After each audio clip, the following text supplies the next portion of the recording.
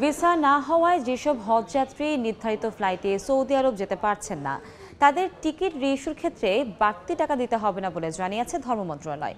বিস্তারিত জানাতে এই মুহূর্তে আশকোনা হজ ক্যাম্পে আছেন সহকর্মী তোহা খান তামিম। আমরা সরাসরি যাচ্ছি তার কাছে। তামিম, হজযাত্রা চতুর্থ দিনে এসে আমরা লক্ষ্য করছি যে 10টি ফ্লাইটে প্রায় 4,500-এরও বেশি হজযাত্রী আজকে যাচ্ছে সৌদি আরবে পবিত্র হজ পালনের উদ্দেশ্যে।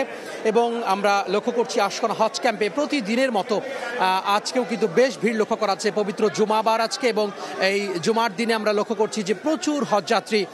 অন্যান্য দিনের তুলনায় আজকে একটু ভিড় বেশি লক্ষ্য করা যাচ্ছে।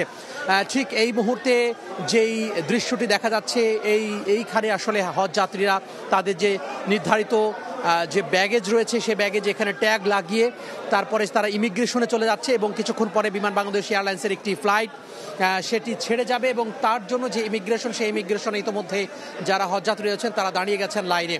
আপনারা দেখতে পাচ্ছেন যে সেলাইবিহীন 2 টুকরো কাপড় পরে অর্থাৎ এহরাম বেঁধে তারা এই যে দাঁড়িয়ে যাওয়ার যে ব্যাপারটি, ইমিগ্রেশনের যে ব্যাপারটি সেটি তারা সম্পন্ন করছেন। যদিও এই যে ইহরাম বাঁধার যে বাধ্যকতা সেটি এখান থেকে নেই, তারপরেও বলে রাখি মিকাত অর্থাৎ ইহরাম বাঁধার জন্য নির্দিষ্ট স্থান থেকে থাকে। যারা মক্কা দিয়ে ঢোকেন তাদের জন্য ইয়ালামলাম, এবং যারা মদিনায় ঢোকেন তাদের জন্য জুলহুলাইফা।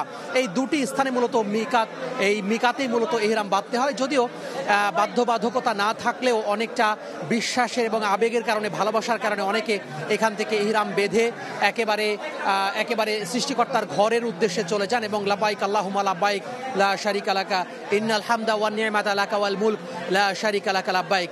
এইভাবে কিন্তু তারা সৃষ্টিকর্তার ঘরে গিয়ে যাতে তাদের যে উপস্থিতির জানান দেন সৃষ্টিকর্তার কাছে, সেটির জন্য তারা আসলে ব্যাকুল হয়ে আছেন এবং সেটির জন্য সেই প্রস্তুতি নিচ্ছেন।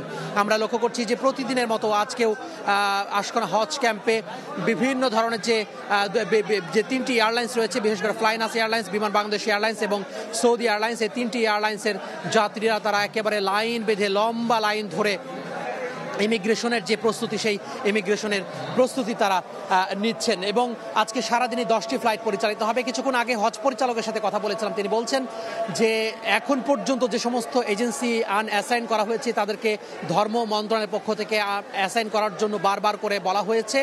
পাশাপাশি অন্তত 14,000 এখনও বিনা ভিসা এখন পর্যন্ত রয়েছেন, যার মধ্যে 8,000-ই আসলে নতুন হিসাবে গণ্য করা হচ্ছে।